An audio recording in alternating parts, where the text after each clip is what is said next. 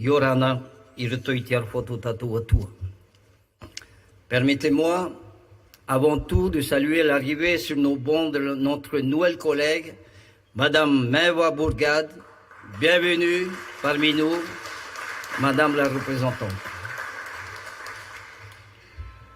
En 2020, à la même période, l'épidémie planétaire qui nous accable aujourd'hui encore conduisait le pays au confinement et privait l'institution de ce moment solennel que constitue la séance d'ouverture de la session administrative, plus que nos habitudes institutionnelles ou nos obligations statutaires, c'est la vie de notre population et de notre pays dans sa globalité qui fut bousculée et soumise aux incertitudes et aux craintes sanitaires, économiques et sociales.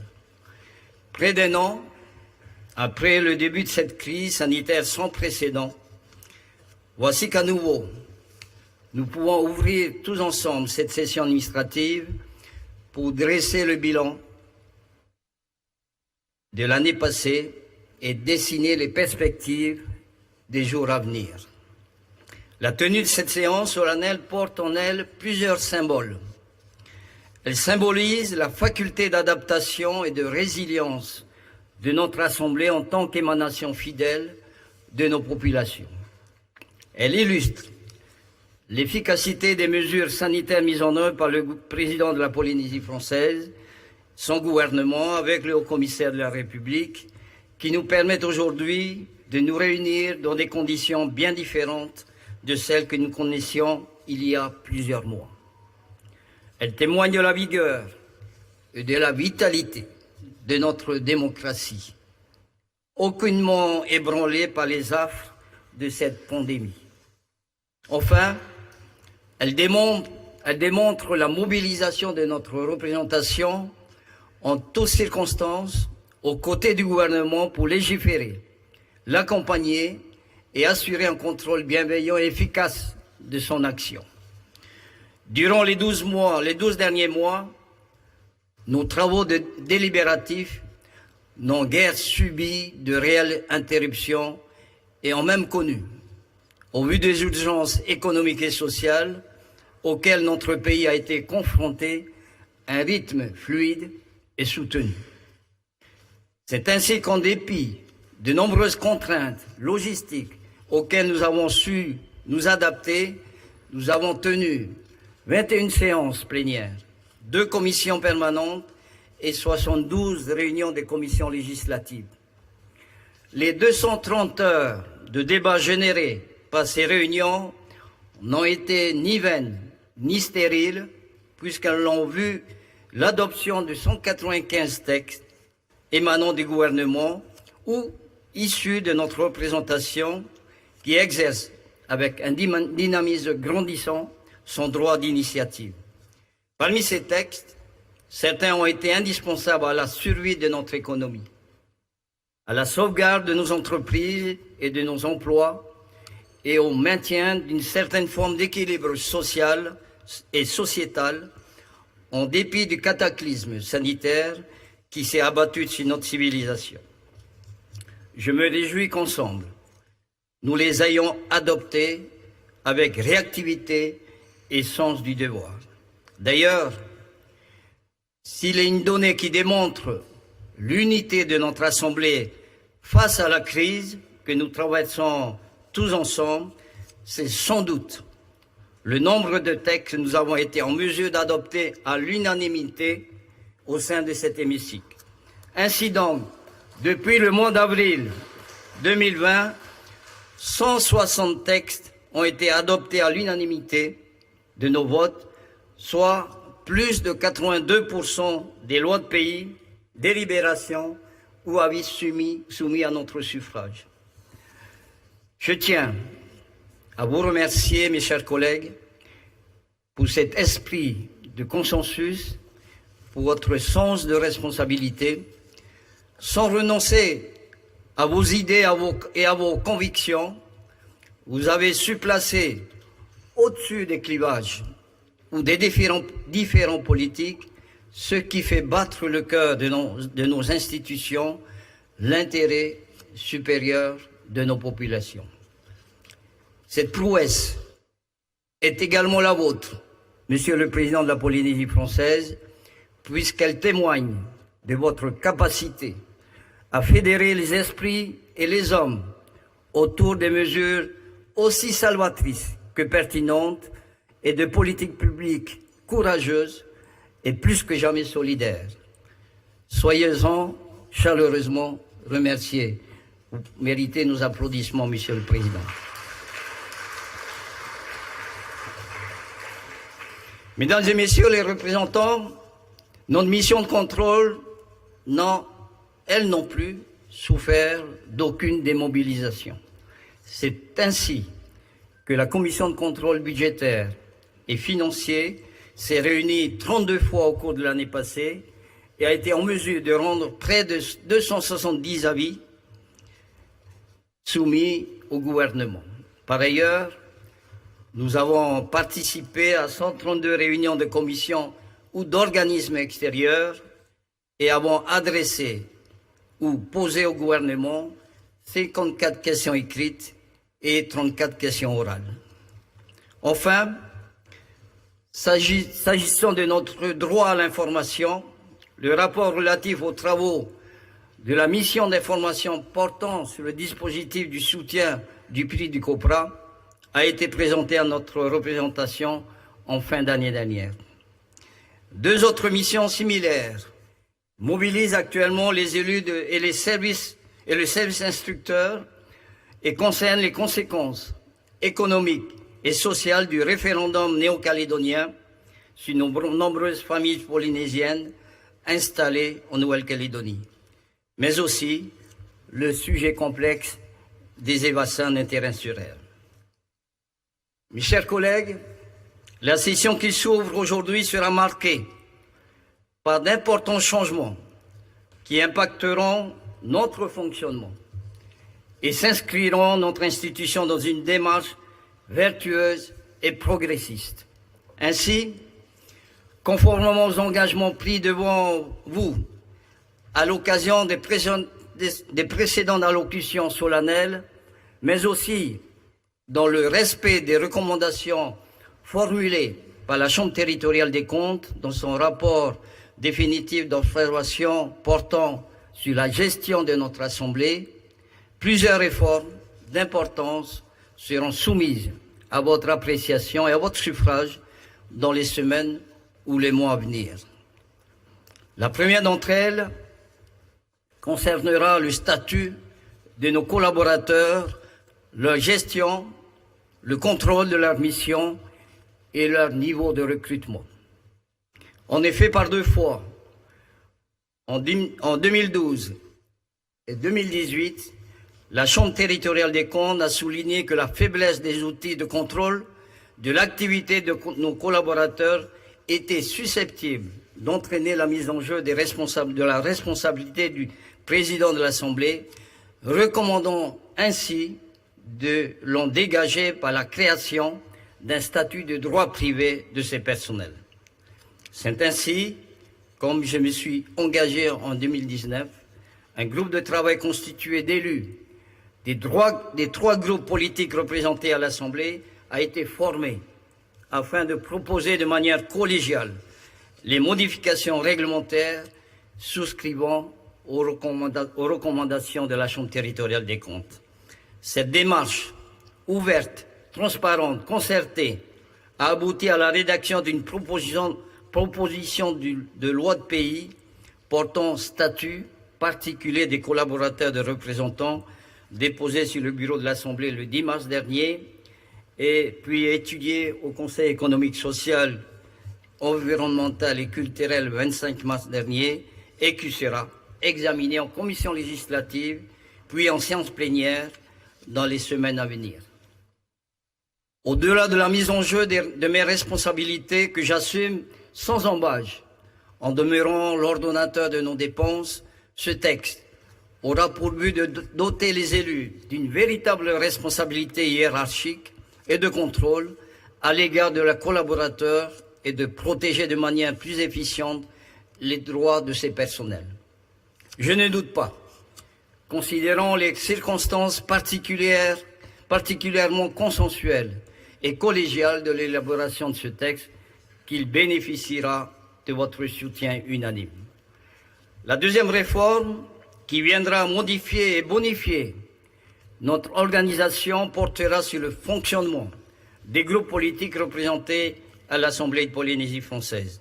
En effet, toujours dans la droite ligne des recommandations de la Chambre territoriale des comptes et dans le même esprit de consultation et de concertation, le groupe de travail transpartisan mentionné précédemment mène depuis plusieurs mois une réflexion sur diverses modifications de notre règlement intérieur qui prévoit notamment une définition nouvelle des règles de répartition des moyens matériels et financiers octroyés aux groupes politiques. Cette réforme visera principalement à considérer de manière différente la dotation financière qui bénéficie à nos groupes politiques et à la scinder en deux parties distinctes.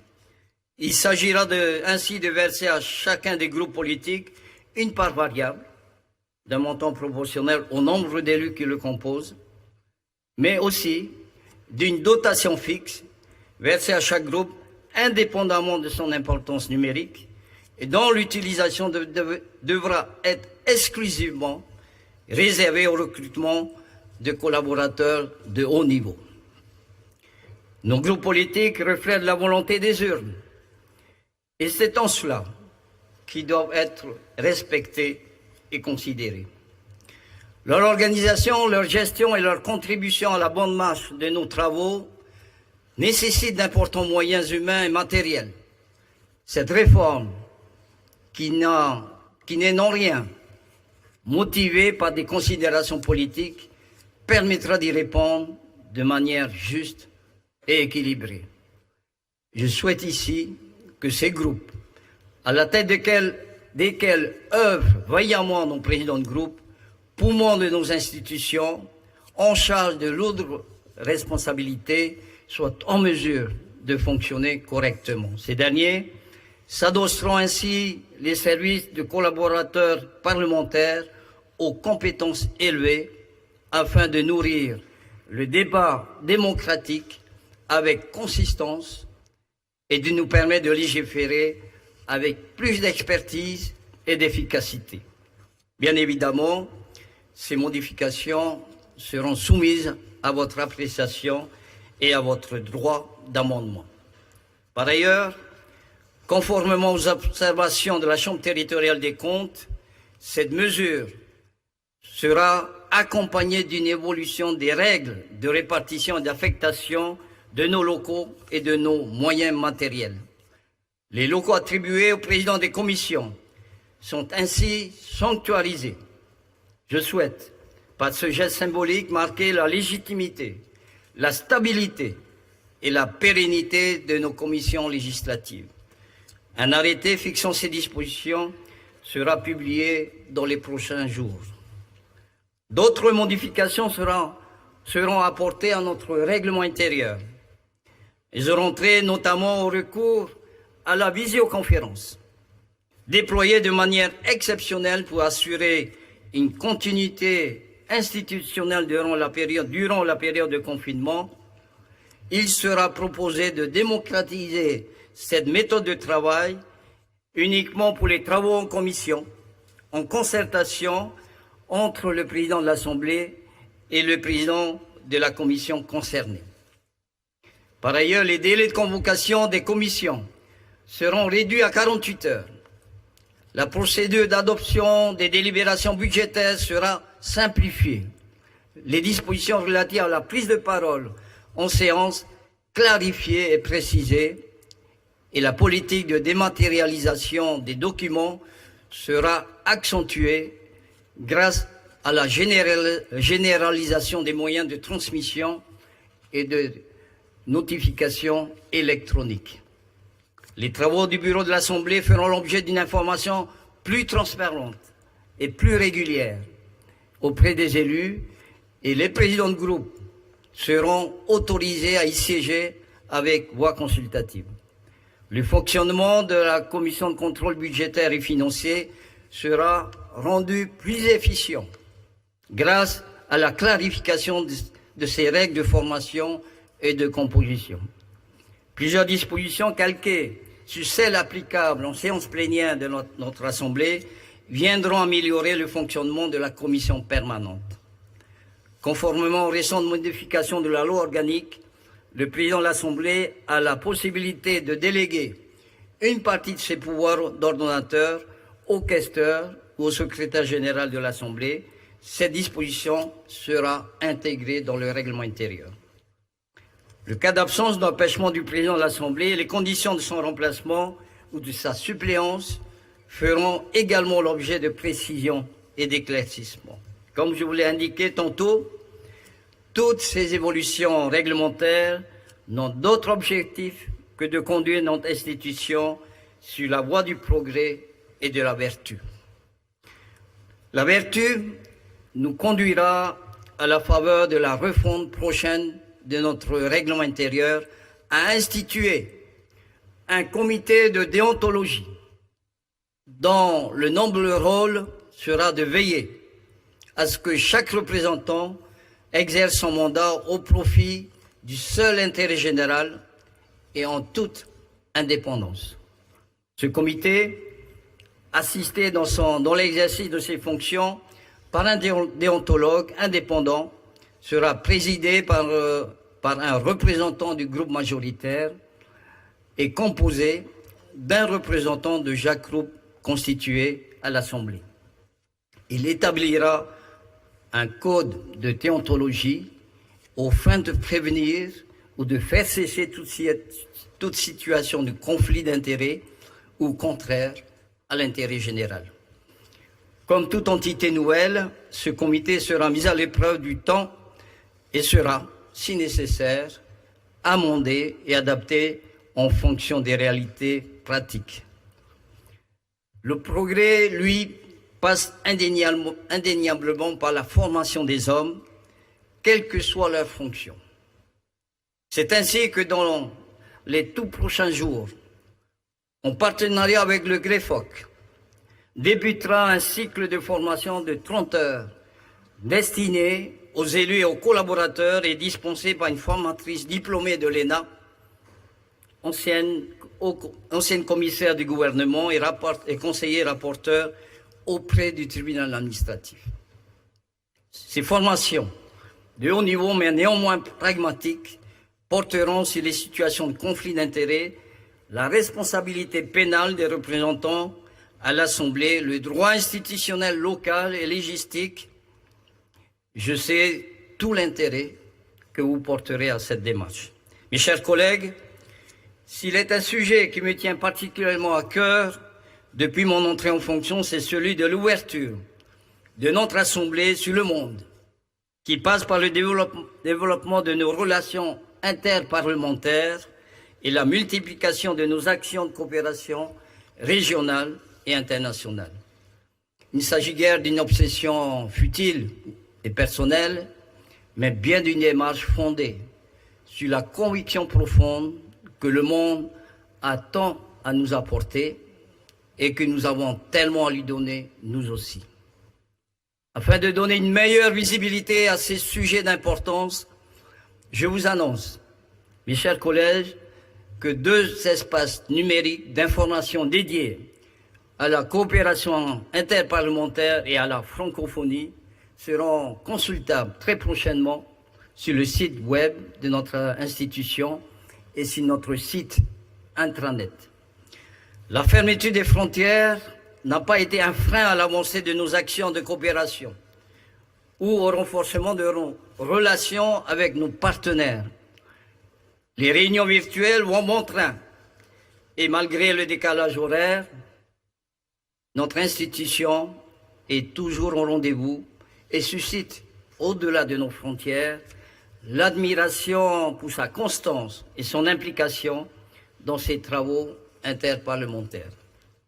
Depuis notre adhésion à l'Assemblée parlementaire de la francophonie, notre voix résonne distinctement dans le concert des nations et de leur Parlement. Notre Assemblée, plus largement la Polynésie française, surprend par son dynamisme et son audace et rayonne par sa créativité et ses nombreuses potentialités. Il semble que notre Assemblée, aussi loin qu'elle puisse être, soit finalement très proche des préoccupations de ce monde. C'est ainsi que notre institution accueillera, au début du semestre prochain, à la demande des plus hautes instances de l'Assemblée parlementaire de la francophonie, les réunions de la commission politique, du réseau des femmes parlementaires, du réseau des jeunes parlementaires et la réunion annuelle du bureau de l'APF. Un véritable honneur pour notre institution et humaine, importante pour notre industrie touristique en cette période difficile. Il va de soi, Monsieur le Président, que vous serez au même titre que chacun d'entre nous, mes chers collègues, associés de très près à cet événement. Tout aussi importante, sinon plus, que notre ouverture sur le monde, l'ouverture de notre Assemblée au public s'organise et sera une réalité dans les jours à venir. En effet, fermée aux visiteurs et aux exposants depuis le début de la crise sanitaire, notre Assemblée, consciente de sa vocation, certes secondaire, à être un lieu de vie, d'interaction et d'accueil pour tout un chacun, s'apprête à rouvrir ses portes au public à la faveur d'un événement sans précédent et à titre gracieux, l'événement de Tahiti-Tirema'i et sans tracas d'organisation. Monsieur le ministre, sachez que la plein et entier faillir, sans hésiter, sans faiblir, continuer ensemble à construire une Polynésie prospère et solidaire. Maru, et amaite titiar foto tato watu.